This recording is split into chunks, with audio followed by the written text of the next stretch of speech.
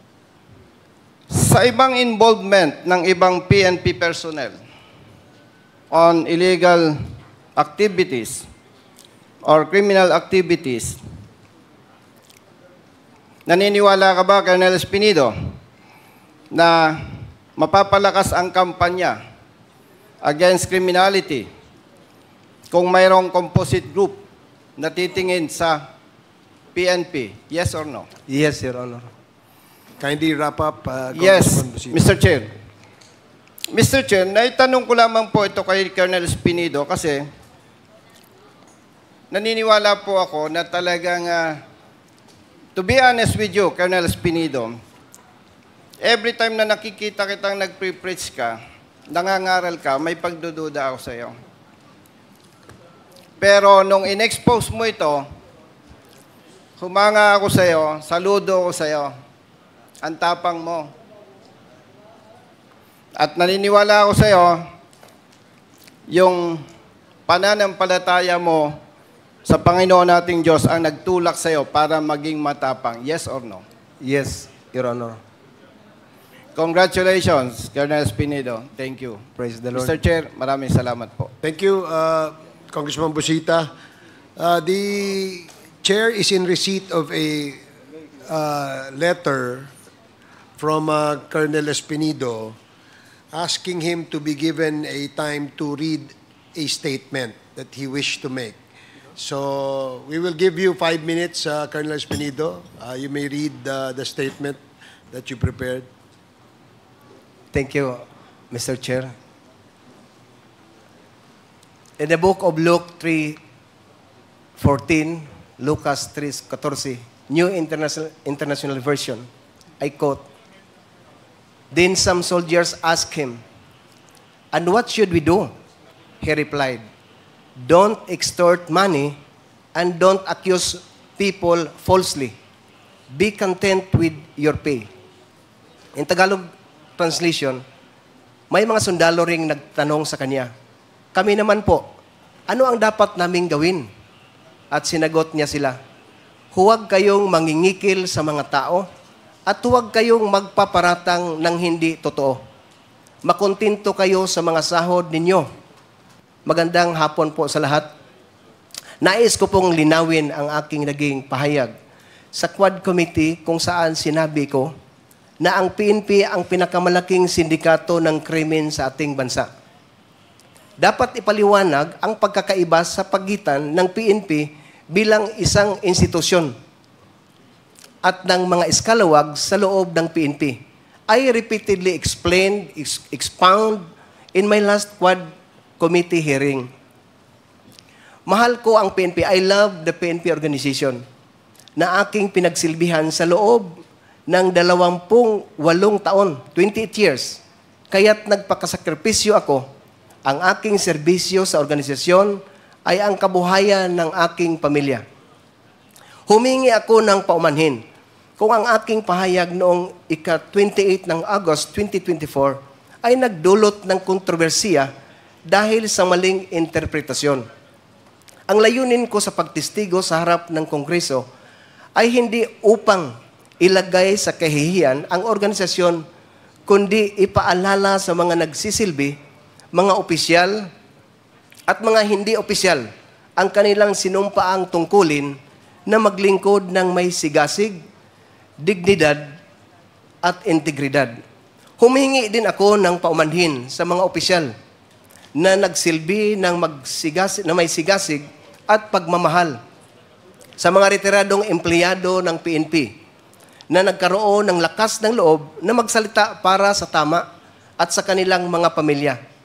Nais kong bigyang diin na hindi ko kailanman intensyon na magduda o magdulot ng pinsala sa dangal ng Philippine National Police. Bilang isang organisasyon, lalo na't ako'y nagsisikap na mamuhay ayon sa mga marangal na prinsipyo na kanilang kinakatawan. Ayon sa aking paglilinaw, sa panahon ng aking pagtestigo sa nasabing pagdinig, ang tinutukoy ko ay ang mga kasapi nito na nag-abuso sa kanilang autoridad at impluwensya sa anyo ng papapatupad ng batas. na nagdigdigay daan sa patuloy na paglaganap ng droga sa bansa, na humahadlang sa pag-unlad ng ating bansa at sumisira sa tiwala ng publiko sa atin, mga nakasuot ng uniforme. Nang buong katapatan, hindi ko layunin akusahan ang mismong institusyon bilang isang sindikato, kundi ang mga aktibong miyembro nito na pinili ang ilagay ang institusyon sa masamang liwanag. Sila ang kumikita sa pamamagitan ng pagprotekta sa interes ng mga kriminal, imbis na ipagtanggol at protektahan ang bansa at ang ating mamamayan na dapat nating paglingkuran at protektahan. Sila ang bumubuo ng sindikato sa loob ng PNP. Apat lang na halimbawa ko sa lahat na ang member ng PNP na magsasabi ako nandyan ang pinakamalaking organisasyon ng criminal groups. Number 1, 2013, sino ang involved na nangyari ang Ninja Cups? PNP. Evident si PNP itself is the one. Kung natandaan natin yan, ang Ninja Cups, saan yun galing? Pangalawa, yung Korean businessman na kinidnap, pinatay sa loob ng Kampo Krami. Sino naman ang involved? That is PNP EIDG, Anti-Illegal Drugs Group. Member ng PNP, sabihan ko na lang member ng PNP kasi allergy ang PNP kung hindi natin nalagyan ng PNP, members. Pangatlo, yung covered up, 6.7 million. Sino ang involved? Ang PNP, pidig na naman. Member. Pang-apat, hindi lang tagal, nagsalita ako dito 28 ng August, pagka 29, may robbery hold up na nangyari. Sino naman ang involved? Alam naman natin mga kapulisan na sa atin ang problema. Hindi sa sibilyan, hindi sa politiko. I do believe that because ang lahat ng assignment ko, hindi ko kaibigan ang mayor. Pero makita mo ang trabaho ng isang totoong kawal or isang totoong pulis. Hindi naman nagmamayabang mga kasama ko. Ang problema sa atin, kung magtrabaho tayo ng totoo, sabihan na hambugiro, nagpapasip-sip. Saan tayo magpunta ang pulis? In Hebrews 13, verses 5 to 6, nagsasabi dito, iwasan nyo ang pagiging sakim sa salapi. Maging kontento kayo sa anumang nasa inyo, sapagkat sinabi ng Diyos, hindi ko kayo iiwan o pababayaan man. Verse 6, kaya buong pagtitiwalang masasabi natin, ang Panginoon ang tumutulong sa akin, kaya hindi ako matatakot. Ano ang magagawa ng tao laban sa akin? Lubos kong naunawaan ang saloobin at pagkabigo ng aking mga kapwa PNP na opisyal at membro, at ako'y taos-pusong humihingi ng tawad. Umaasa ako sa institusyon na tingnan ang aking pananaw sa mabuting paraan at kumilos ng masigasig laban sa mga kriminal na elemento sa loob ng organisasyon. Hinamon ko ang aking mga kapwa na kasuot ng uniforme na magkaisa at gamitin ang pagkakataong ito upang tukuyin ang mga gumagamit sa ating mahal na organisasyon para sa kanilang sariling kapakinabangan, sa kapinsalaan ng buhay ng mga Pilipino, lalo na ang mga nasalaylayan ng lipunan, at alisin sila mula sa PNP ng tuluyan. Ilang linggo na lang bago ang aking pagreretiro, sa kalooban ng Diyos, if God's will, ako'y nanalangin na maalala bilang pinakamalaking tagapag-ambag sa pagbabago, pag-alis ng mansa sa imahe, at sa pagbabalik ng kaluwalhatian at dangal ng PNP. I say to this, pro-God government with God-fearing PNP. And lastly, in Matthew chapter 12, verse 30, clear word version, Jesus said, "If you are not with me in my work, you have set yourself against me. If you are not gathering with me, you are scattering." In Tagalog translation, ang hindi kampi sa akin ay laban sa akin. At ang hindi tumutulong sa aking pagtitipon ay nagkakalat, ang salita ng Diyos. 1 John chapter 1, verse 8. If we claim to be without sin, we deceive ourselves and the truth is not in us. Kung sinasabi natin na wala tayong kasalanan, dinadaya natin ang ating sarili at wala sa atin ang katotohanan. Last verse in the book of Ecclesiastes chapter 12 verse 14. God is going to judge everything we do, whether good or bad, even things done in secret. Thank you and good afternoon, Your Honors, Mr. Chair. To God be all the glory. Okay, thank you, Colonel Espinido.